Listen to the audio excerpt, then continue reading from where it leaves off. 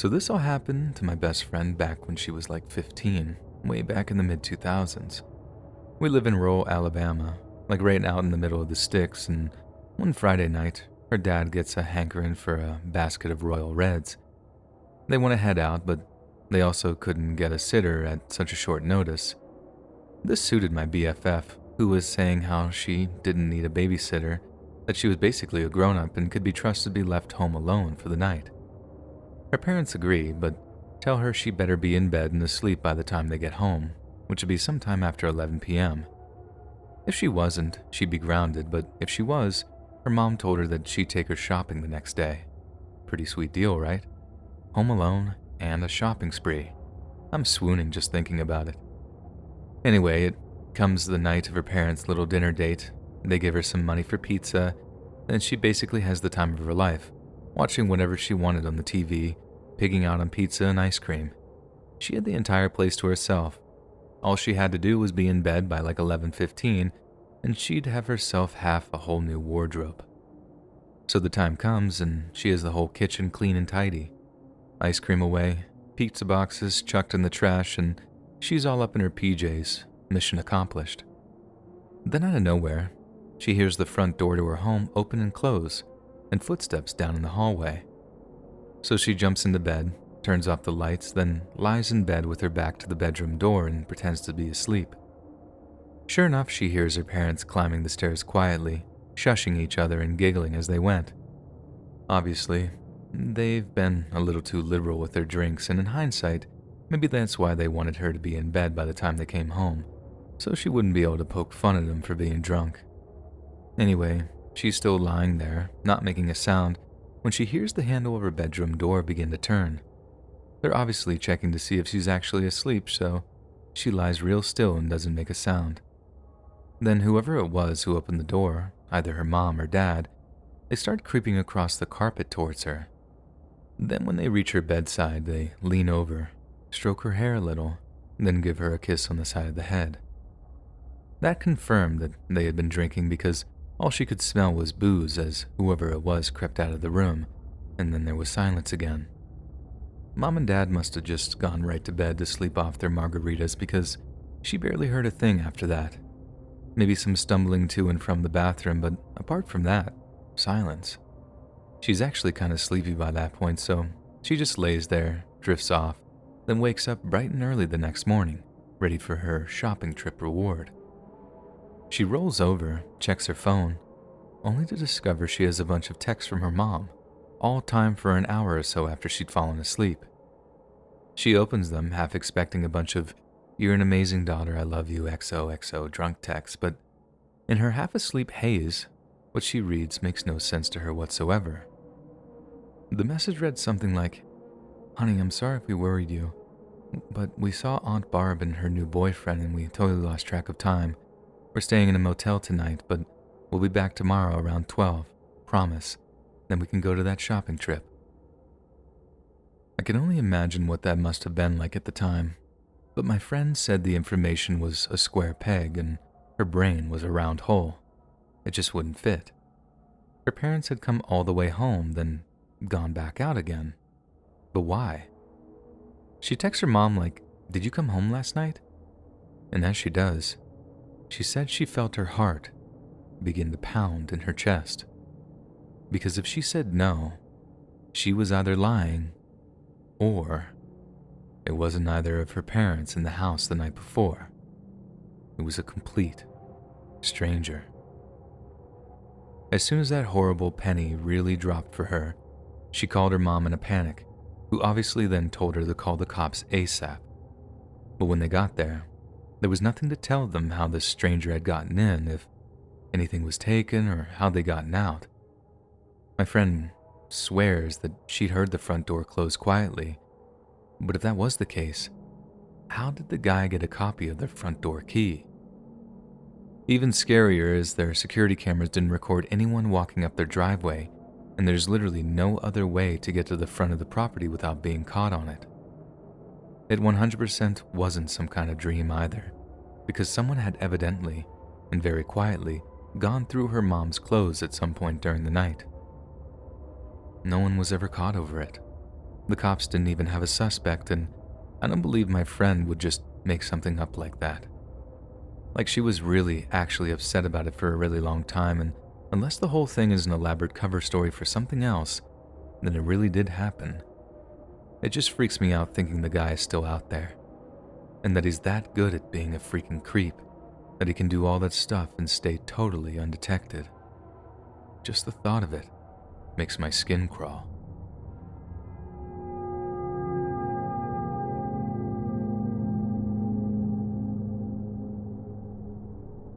I used to work in a funeral home here in Alabama. Nothing too morbid, don't worry. I mostly worked in the office, so it wasn't nearly as creepy or spooky as you might imagine. But by pure happenstance, I have a pretty horrifying story to tell from my time working there, and it involved a guy whose wife and baby daughter had been murdered in shocking and mysterious circumstances. And we had to find out from the freaking news, too. A person called, I'm assuming the guy's relative, and made the funeral arrangements, and as usual, we took down the names of the deceased so we could get the orders of service designed and printed out. Then a few days later, one of the coworkers sends me a link to some local news website saying like, "Holy crap, we're doing the funeral." The article was all about how someone broke into the guy's house while he was at work, all just to shoot his wife and kid before leaving. The scary thing was, the guy's business partner had the exact same thing happen to his family like 6 months ago, and the article read like someone wanted revenge on the two business partners because of some deal gone wrong or whatever. There was a good chance the same person or people had killed both families. But after the first murders, the cops had been stumped for a suspect. They'd done pretty much the same thing, gone in totally quiet, no witnesses, killed the family, then cleaned up after themselves to erase any potential evidence. Only for the second set of murders, the killer had messed up. Someone saw the guy's face as he fled across a field to the rear of the guy's house, and it seemed like the cops were closing in on their shooter. Anyway, the funeral comes and goes, and it was honestly one of the most heartbreaking I'd ever worked. The tiny little coffin we had for the baby daughter was honestly too much to look at, and even after many deeply moving services, I thought I was desensitized to all that. But no. One look at that little coffin, and I felt a huge lump in my throat. The husband was just distraught too. Like a lot of people were weirdly stoic during the funerals of their loved ones, even when they're lost in sudden tragedies. But this guy was just in pieces. Like it was legitimately difficult to watch at times.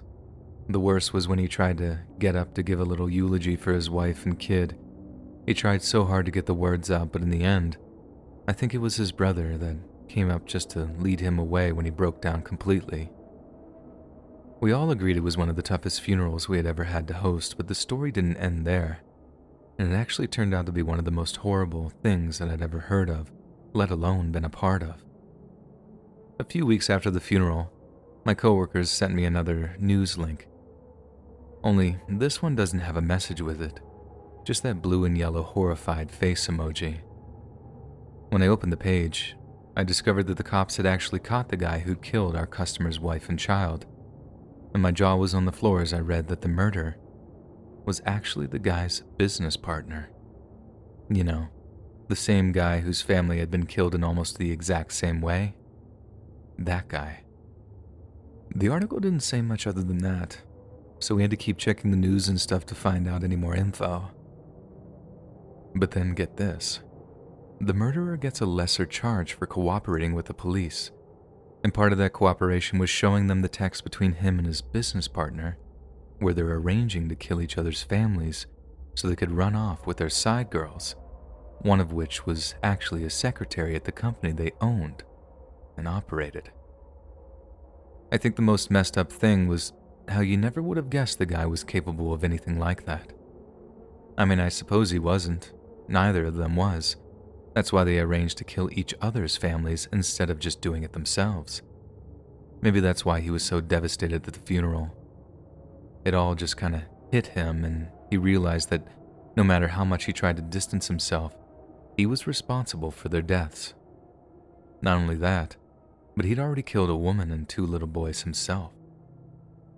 Just thinking about it, is enough to make my brain boil. I just don't understand how they each came to such a truly monstrous decision. And honestly, I think it really changed how I look at the world. I looked at the guy at the funeral. I stood next to him for a good portion of it, and he seemed truly heartbroken. And you got this impression that he was the most loving, caring father in the world. But now, he's on death row, making appeal after appeal because he not only had the evil in him to kill 2 innocent children, as well as their mother, who begged for their lives before he shot her, but he also had it in him to basically kill his own, too.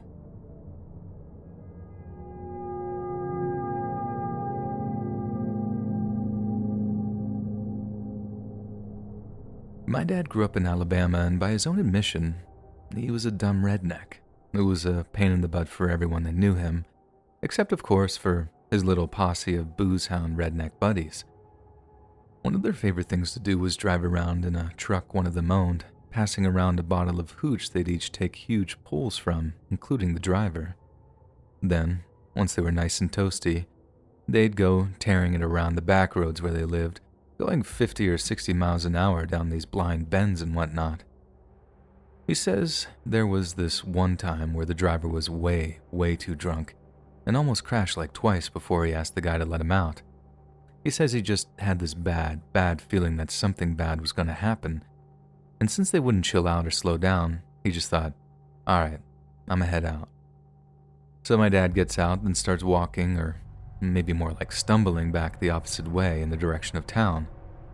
Minutes later, he hears this huge metallic boom echoing through the trees behind him, and he just knows it was the sound of his buddies having just crashed.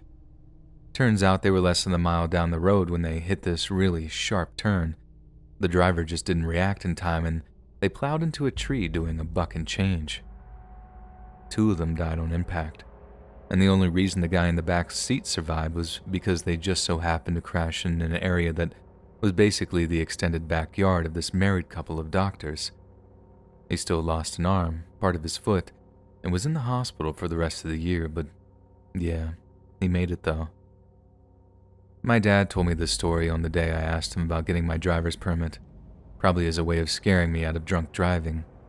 And boy did it work. Because thinking like if he didn't get out of the car, I wouldn't exist. That really freaked me out when I thought about it.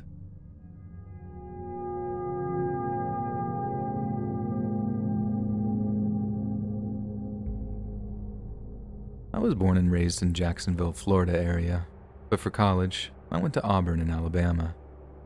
It was a pretty great place to go to school, and I still got a whole lot of love for Bama, but once I graduated, I went right back home to Jacksonville to start my career.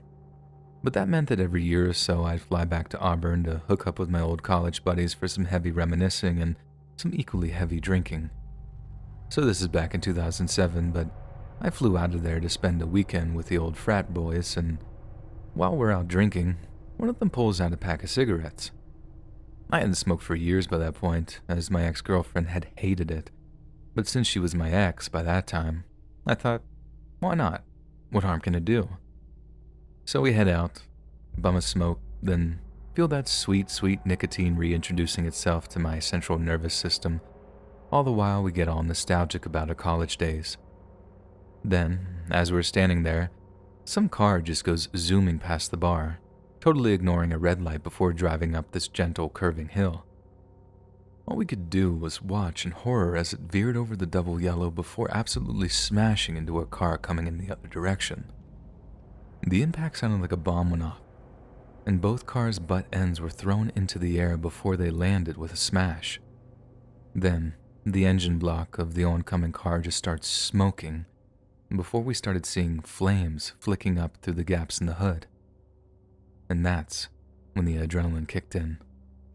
With me and my buddy just bolting back into the bar, grabbing a fire extinguisher and screaming at the bartender to call 911. So, there's me, my college buddy, and a few others of the bar's customers running over to the accident. I try spraying the fire in the engine block, but I don't think it was the right kind of extinguisher for a fuel fire because I just about emptied that thing all over it and it barely made a dent. In the end, The heat and fumes were so intense that we all just had to back off. I mean, people were gasping for air after taking a lung full of smoke, and besides, the fire was just totally out of control.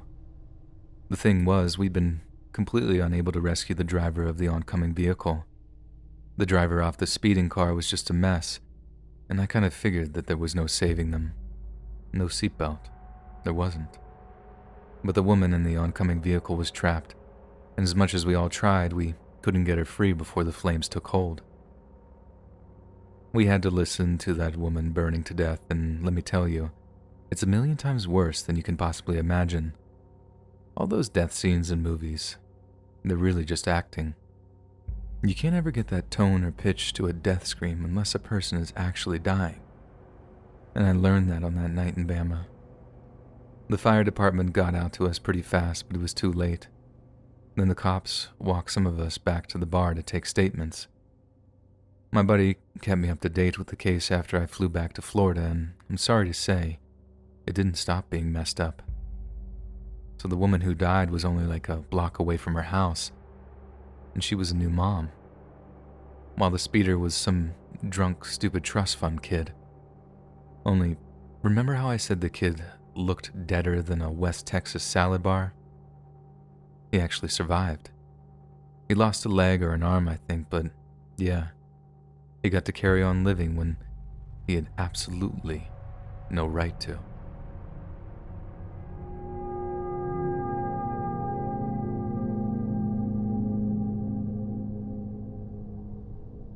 Years ago now, my cousin was going to school in Tuscaloosa and was living in a small off-campus apartment on her lonesome. One night, she's in her bedroom studying with no company except a cat that she had recently adopted. I say recently, and I mean recently because she said she'd literally only signed the papers maybe a week before, and she still wasn't even 100% sure on what she was going to name her yet. Anyway, she's sitting there, working through whatever she was studying when the cat starts acting all crazy and stuff. She's pacing the floor, yowling constantly, then occasionally hissing at the bedroom door. My cousin keeps telling her to chill, giving her treats and pets, and just assuming the whole thing is just all part of the cat getting used to her new home. In the end, she kind of gave up and opened up her bedroom door so the cat could explore the rest of the apartment. But the cat goes right to the front door of the apartment, stops yowling, but just sits there, staring at the front door. My cousin said she was all like, "What?" But then gets this strong, sudden urge to check the peephole on her apartment door, just in case there was anyone standing outside. Funnily enough, there was. The cat must have been picking up their scent or whatever the whole time, and was just so anxious to be in a new place that she was freaking out. But then, as my cousin is looking at the guy, trying to work out if she recognizes him or not, the peepholes kind of distort people's faces. The guy pulls something out of his jacket and slides it over his head. A ski mask. Then he knocks on the door. She said her heart was just about jumping out of her chest by that point, and after she started threading all the chain locks, she ran back to her room to grab her phone for a 911 call. She gives them a description. The cops pick the guy up and find the ski mask on him, and when they arrest and take a DNA sample from the guy, they discover he's a serial attacker, responsible for multiple different unsolved attacks over the previous 2 years. If it wasn't for her cat freaking out, she never would have seen his face, and she might not have scared him away by locking the door properly. So really, if you think about it, that new cat saved her life. If she had wasted time over the decision, if she had waited a week, she might not even be alive or in any fit state to give some sweet little kitty a new home. But boy, is she glad she did. She and I both.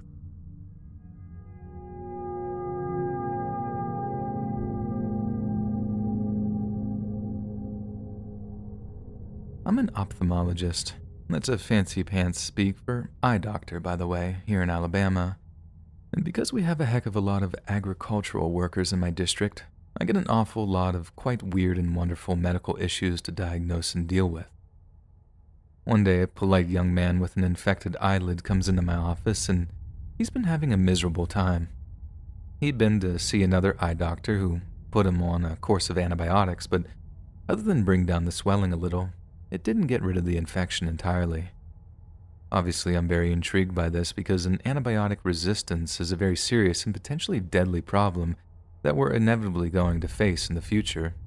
So, initially I asked the young man to tell me exactly what happened to him in the days leading up to the infection, as well as hitting him with a bunch of questions regarding his previous treatments. I'm ready to get all House MD to diagnose the undiagnosable, so to speak, but when I asked the guy if his previous doctor had conducted a physical examination of his eyelid, he told me, not really. I asked him for a clearer answer, and the patient elaborated that, to quote, "That old sawbun's done plenty of poking and prodding, but then he just give me some pills and kick me out of his office." Sounded like pure embellishment on his part, as I know all too well that unsatisfied patients can needlessly call your qualifications into question. But still, I entertained him, gave him a local anesthetic and numb his eyelid, then did the old flippy inside out to get a look at the interior. The more squeamish among you are going to wish for a TLDR, but I'm afraid there's simply no easy way to say this. There appeared to be a visible abscess inside the tissue, surrounded by a thick material of viscous fluid. I thought I'd give it a nudge, and what do you know?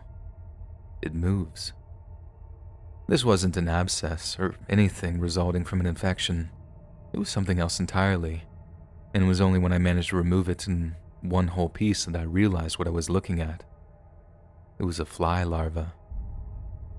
This tied into the part of the patient's story where he told me that he'd had a bug bite her in the eye a few days before this mysterious infection began. Not just bit her either.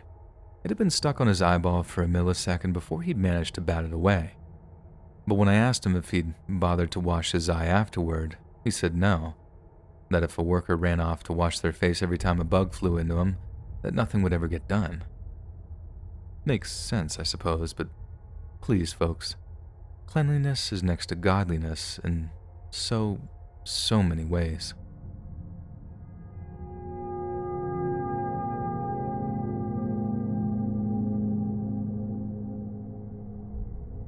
On the morning of January 17, 1997, the staff of Atlanta North Side Family Planning Services in the suburb of Sandy Springs were just beginning their day.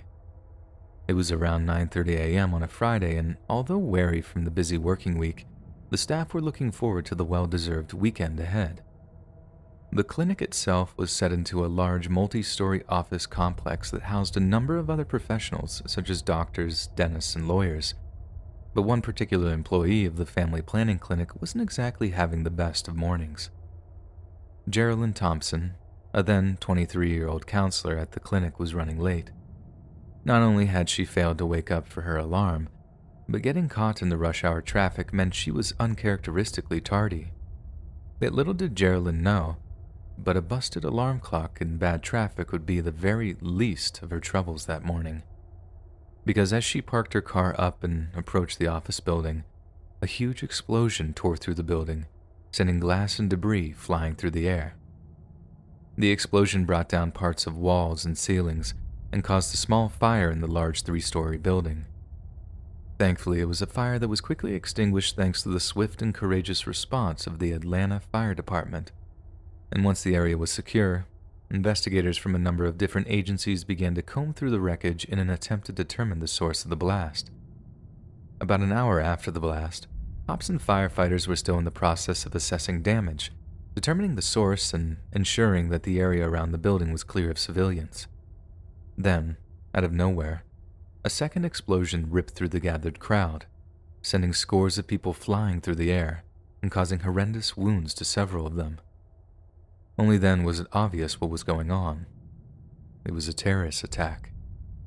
It almost seemed timed to hurt those coming to the scene to help, Atlanta Mayor Bill Campbell later said.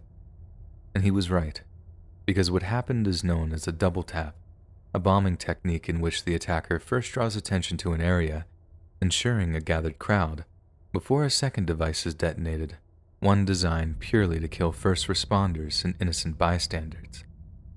One police investigator is said to have taken a fist-sized chunk of shrapnel, while the cameraman of an attending news crew suffered a fractured skull, landing on his head after the force of the explosion threw him into the air. Hospitals treated and released most of the injured by the afternoon, including 2 agents from the Federal Bureau of Investigation, an agent with the Bureau of Alcohol, Tobacco and Firearms, and a Fulton County firefighter. But miraculously, despite the plethora of injuries and psychological trauma, not a single person lost their life that day. "My guardian angel made me sleep late today," Geraldine Thompson later said in a statement to the media, and even the most hardened skeptics are forced to admit that it makes for one heck of a coincidence. But who in their right minds would target a doctor's office with a dual bomb attack? Many believe the answer was to be found in another bomb attack, one that had occurred the previous summer at the Centennial Olympic Park. This is the very same bombing federal investigators initially blamed on Richard Jewell, a security guard who was later exonerated, and at the time of the second blast, the culprit had yet to be identified. Yet despite the Atlanta PD's failure to find their bomber, United States Attorney Kent Alexander assured the public that justice would be swift. "This is probably about the worst place in the country to set off a bomb," he said, referring to the expertise, the experience the APD had picked up over the previous year. "We are ready to pursue this professionally and expertly." Kent Alexander wasn't bluffing. The FBI had already drawn up a psychological profile of the perpetrator based on the method, timing, and placement of the bomb. The method showed that this man was dangerously intelligent and diligent when it came to bomb making and the placement of such devices. He had evidently studied the techniques of previous terror organizations, particularly on how to cause mass casualties through a protracted bombing campaign. The timing, January 17th, was only a few days away from the 24th anniversary of Roe v. Wade, the 1973 Supreme Court decision that legalized abortion. So when police connected this to the location of the bombing, the kind of person they were dealing with became terrifyingly clear. The bombing today was one more piece of evidence in a trail of violence leading up to the anniversary, said the Director of Child Defense and Research at the Planned Parenthood Federation of America in a later statement to the media. "Then there's the type of attack it was. Simply horrifying," Ann Glazier continued. "First the bombing of the clinic, and then the follow-up in the dumpster nearby, which would be the normal path for people to come to help, to investigate, really marks this as the terrorist act that it is. It's designed to instill fear in the community."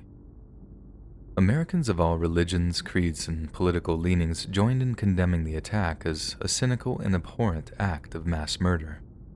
One Atlanta pastor was quoted as saying, "I got my opinions on abortion too, we all do.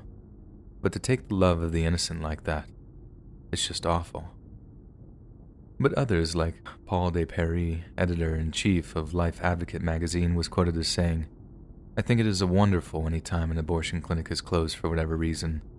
If the toilet backs up and closes the place, that is great. I think it is great when babies' lives are saved through whatever means. I'm not going to try to condemn somebody that God won't condemn." Perry was widely condemned for that statement, and was swiftly reminded by many of his peers that the Bible makes it clear that the murder of innocent people is a deadly sin. If the bomber's intentions weren't clear from the bombing of the Planned Parenthood clinic, the bombing of the Other Side Lounge made them chillingly clear. First opened in 1990 on Piedmont Road, the Other Side was one of the most prominent lesbian bars in all of Atlanta. It had a large dance floor, pool tables, smaller, quieter areas, and a fully stocked bar. But the Other Side was so much more than just a place to hang out and drink cocktails, and other than provide a place for like-minded individuals to meet and hook up, it also provided something of a safe haven for members of the LGBTQ+ community that had been thrown out or disowned entirely by intolerant family members. Co-owners Beverly McMahon and Dana Ford kept the nightclub open on all public and religious holidays, ensuring people had a place to go, and it became a home away from home for those without a welcoming place to go. So on the night of February 21st, 1997, when 2 bombs exploded at the bar, injuring 5 of the patrons, it became clear that a vicious and bigoted pattern was emerging, and that the bomber's motivations were solely political. But his undoing wouldn't come until after he'd successfully bombed yet another family planning clinic, this one in the neighboring state of Alabama, and this time he'd make it personal to law enforcement. You see, despite being so active in his new bomb-making hobby, the bomber hadn't actually killed anyone. Sure, he'd injured people and caused an awful lot of distress, but he'd never actually taken a life before. That all changed with the bombing of the family planning clinic in Birmingham, Alabama, because an off-duty police officer named Robert Sanderson happened to be present, and tragically, Officer Sanderson lost his life protecting the clinic whilst in uniform in his spare time. In addition, one of the clinic's nurses, a woman named Emily Lyons, received life-changing injuries as a result of the blast. One eye was destroyed and the other damaged. Her hand was mangled. A hole was torn into her abdomen that necessitated the removal of 10 inches of her intestines, and most of the flesh was blown off of her legs and hands. She was badly burned, her leg was shattered, and shrapnel had become permanently buried in her body. Emily spent 8 weeks in the hospital recuperating from her wounds, and has had over 20 surgeries to try to alleviate the long-term effects of her wounds. But even after years after the blast, she continued using a wheelchair and had poor hearing and eyesight. The law enforcement community had always taken the bomber seriously, but this time, one of their own had been killed, and a woman's life had been irreparably changed. They had to act, and they had to act fast. Following the bombings of the Alabama Family Planning Clinic, the FBI was approached by 2 men, Jeffrey Tickle and Jermaine Hughes. Each man claimed they had witnessed a rather suspicious-looking man who appeared to be fleeing the scene when others were rushing towards it. Tickle and Hughes had also made a note of this person's license plate and swiftly provided it to the FBI in the hopes they might bring the perpetrator to justice. Then, in October of 1998, the FBI named a suspect they believed to be responsible for all 3 of the recent bombings, including the bombing of the Centennial Olympic Park the previous year, Eric Robert Rudolph. Born on September 19th of 1966, Eric Rudolph and his family moved to Macon County, North Carolina after the untimely death of his father.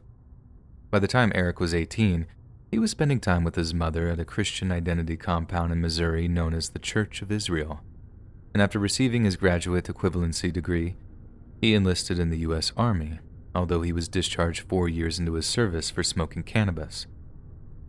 But it's this military service that could account for Rudolph's potential bomb-making expertise, as well as the determination and discipline it would take to execute 3 bombings with no material or logistical support from other people. With this information at hand, the FBI released a statement discouraging the public from approaching Rudolph, as he was considered armed and extremely dangerous. Instead, they offered a $1 million reward for any information leading to his capture, prompting him to go on the run. Rudolph's family were extremely vocal in their support of him, claiming he was completely innocent of all charges. This prompted the FBI to conduct multiple interviews with them, believing they knew of his whereabouts and were regularly in touch with him. As a result, authorities placed them under regular surveillance and routinely subjected them to lengthy interrogations designed to wear them down until they surrendered Rudolph's location. The FBI believed Rudolph to be hiding out somewhere in the hills of Appalachia, using his military survival skills to evade the numerous federal search teams which scoured the area. But they had little success, so time and time again, the FBI would return to the Rudolph family in a campaign which they labeled as state harassment. This harassment was apparently so intense that it prompted Daniel Rudolph, Eric's older brother, to send a videotape to the FBI, as well as various other media outlets. In it, he records himself sawing his own left hand off with a radial arm saw in order to, as he phrased it, send a message to the FBI and the media. His hand was later reattached by surgeons, but by that time, the message had been received loud and clear. His family would rather die than give their beloved Eric up to a government they didn't trust. Despite their efforts, it took almost 6 years for federal authorities to find and arrest Eric Rudolph, who had been hiding out in the exact same area they had suspected, the Nantahala National Forest in North Carolina, just a stone's throw from where he grew up. He had survived for the better part of half a decade by gathering acorns and salamanders, pilfering vegetables from gardens, stealing grain from a grain silo, and raiding dumpsters in Murphy, a small nearby town of just over 1,500 people. But on May 31st of 2003, Rookie police officer Jeffrey Postle of the Murphy Police Department spotted a man rooting through a dumpster of a Save-A-Lot store in the early hours of the morning. Thinking he was dealing with a burglary suspect, Postle approached to confront the man and ask what he was doing. But when the man looked up, Postle's heart skipped a beat. He recognized the trimmed mustache, and the man's camouflage jacket gave him a distinctly military bearing. It was then he realized that he was looking at none other than the man who had been on the run from the FBI for 6 long years, Eric Robert Rudolph. As Postle drew his sidearm and ordered the fugitive to show his hands, Rudolph put up no resistance. He knew the game was up. While in custody, the police were horrified to hear that Rudolph still had a 250-pound stash of dynamite hidden somewhere in the hills nearby. In exchange for the federal government dropping the pursuit of the death penalty, Rudolph showed them where the explosives were hidden.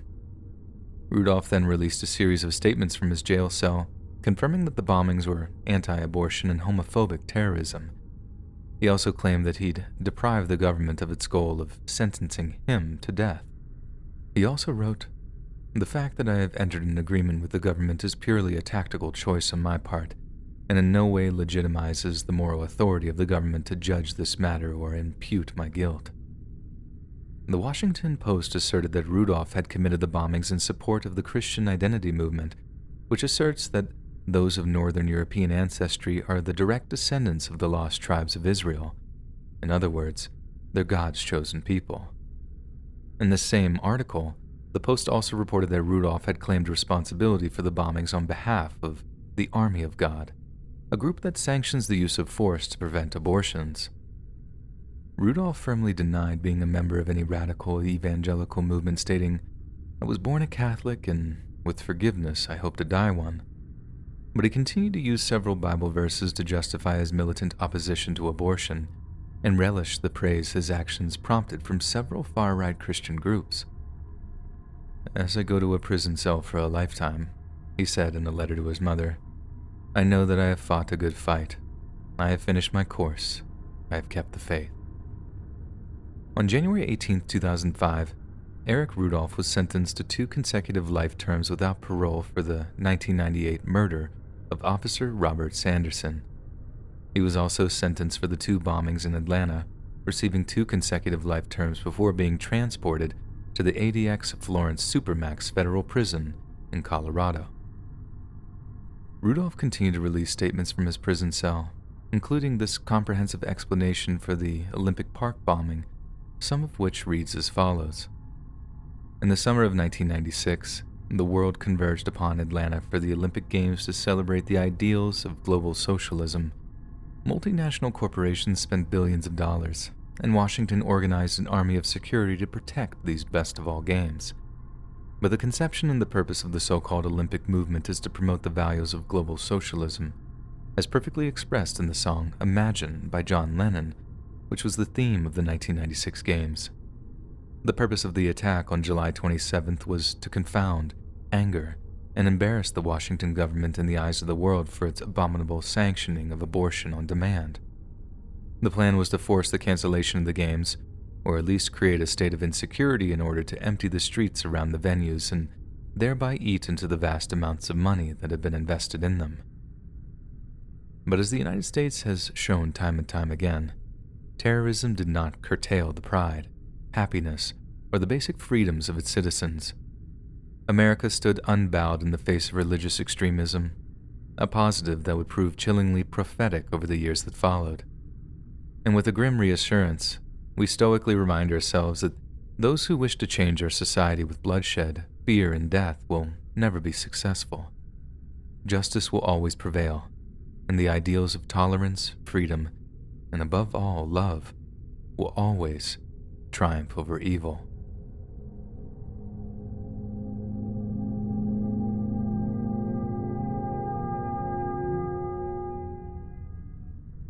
On Halloween night of 2005, 80-year-old World War II veteran and former building contractor Charlie Newman was settling into his evening routine at his home at 3025 Sun Lake Boulevard, Limestone County, Alabama.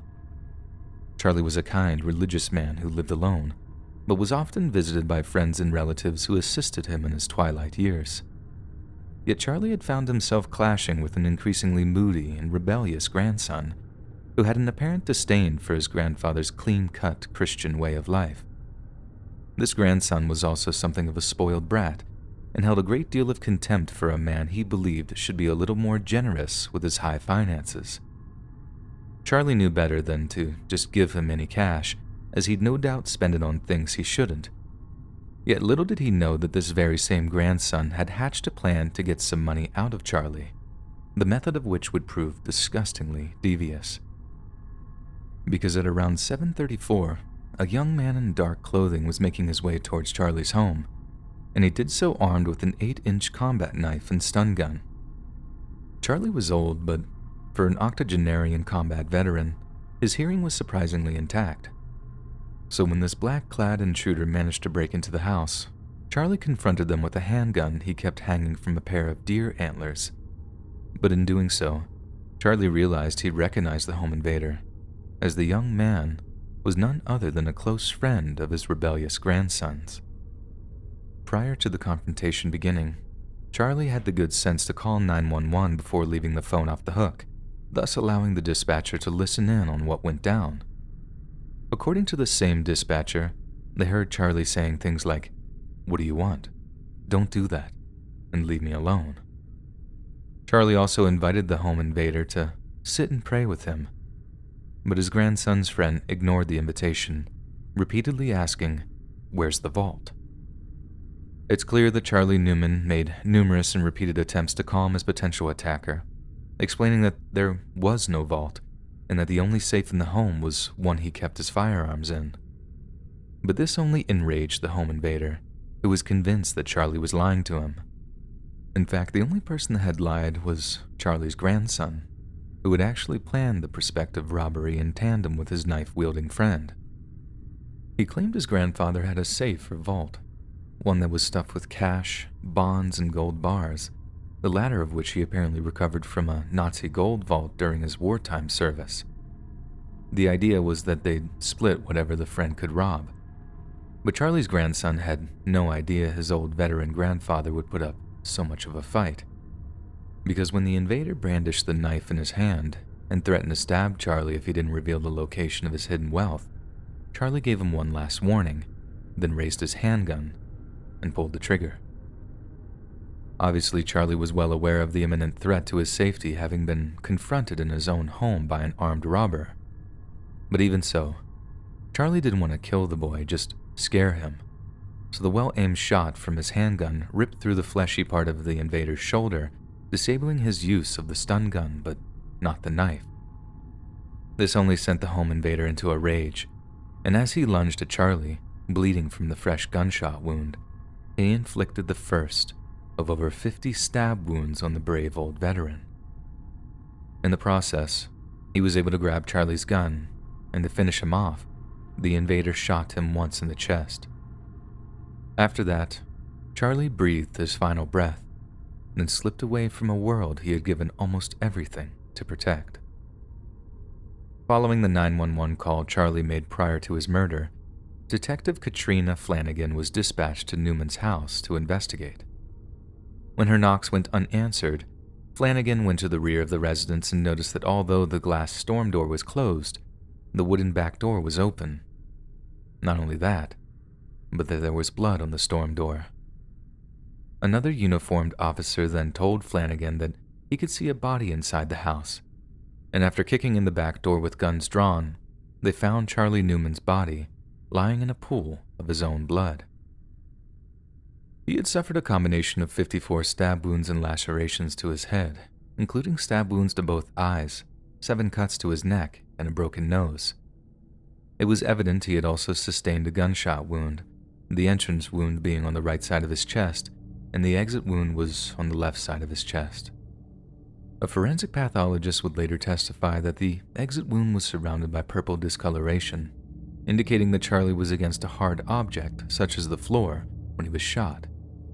Additionally, the entrance wound was surrounded by gunpowder, indicating that the pistol was at a close range when fired.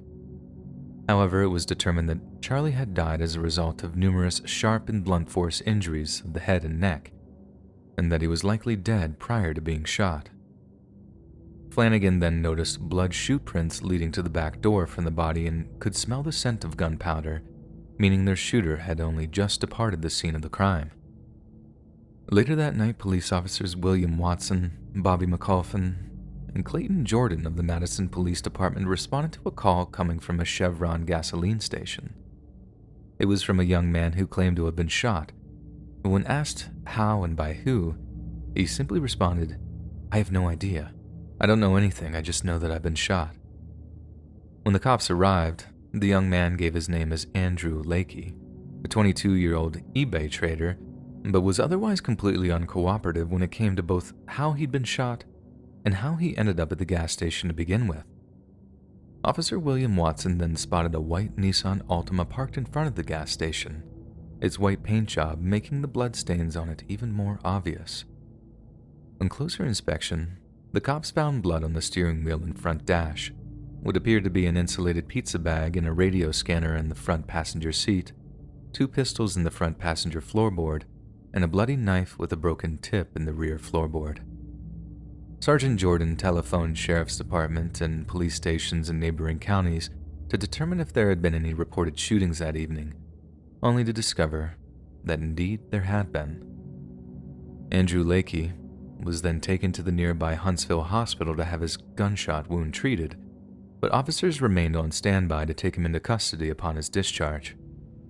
During a subsequent investigation, it was confirmed that Lakey was a close friend of Charlie's grandson, Derek. Derek himself testified at Lakey's murder trial, confirming he had told Andrew of his grandfather's wealth, as well as a supposed vault that could be accessed by a door next to the stairwell. Not only that, but Derek claimed that he and Lakey had been to a Long John Silver's restaurant 2 days before his grandfather's murder, where they had hashed out plans to loot his savings and split the take. According to Derek, Lakey ordered a chicken sandwich with a side of chili cheese fries. Then lo and behold, on a search of Andrew's bedroom, police found a Long John Silver's receipt which corroborated Derek's version of events. That, along with numerous other pieces of material evidence, tied Andrew Lakey to the shooting in a way that was irrefutable. He was charged with capital murder during a robbery, meaning a guilty verdict would result in him being handed the death penalty. Lakey's attorneys argued that he had a mild form of autism, but the prosecution insisted this implied nothing more than a slight social awkwardness, and that Lakey showed no signs of any serious mental disorder. Then on March 3rd of 2008, a 7-woman, 5-man jury unanimously convicted Lakey of Charlie Newman's murder, then recommended that Lakey be given the death penalty for a killing that was called heinous, atrocious, and cruel. Both of Lakey's parents made impassioned pleas for their son's life, but the sentencing judge noted that he found the murderer to be sane and aware of right and wrong, thus upholding the death sentence. 5 years later, on July 25th of 2013, Andrew Lakey was executed by lethal injection. His execution was scheduled after he wrote a letter to the Alabama Supreme Court in October saying that he had an odd request. "Please set me an execution date," he wrote. "I do not wish to pursue any further appeals for my death sentence." His last meal came from the prison kitchen and included grilled cheese and bologna sandwiches with French fries, and in the final week of his life, he was permitted to receive a visit from his mother. On the day of his execution, Andrew Lakey was wearing glasses and had trimmed dark hair and was already strapped to a gurney when a curtain opened at 6 p.m. to allow witnesses to see him. He looked around briefly, then laid his head on the pillow. The execution order was read before the prison's warden asked Lakey if he had anything to say. "No, sir, I don't," was all he replied. His mother, father, brother, and aunt all watched the execution in silence, his mother and father holding hands while an unnamed man and 2 women witnessed the execution on behalf of the victim's loved ones. Shortly after Lakey declined to make a statement, Chaplain Chris Summers approached the gurney, touched Lakey's hand, and spoke to him. Lakey nodded before Summers knelt to pray at his side and the execution began. The lethal cocktail of drugs seemed to take effect within just a couple of minutes after being administered, and the condemned man's torso convulsed slightly during the several minutes that followed. Yet soon, Lakey began to grow still, and after a few shallow breaths, he passed away at exactly 6:15 p.m.